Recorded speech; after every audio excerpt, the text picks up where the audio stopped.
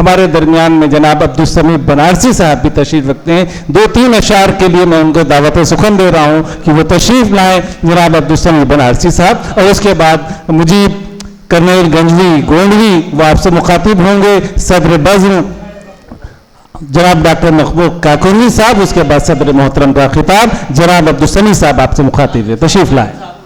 बिस्मिल्लाह बिस्मिल्लाह। वही बज़ में फर्श सजा गए, वही बज़ में फर्श सजा गए, वही शान अर्श दिखा गए। क्या कहने बिस्मिल्लाह। वही कायनात की रूह थे, वही कायनात पे छा गए।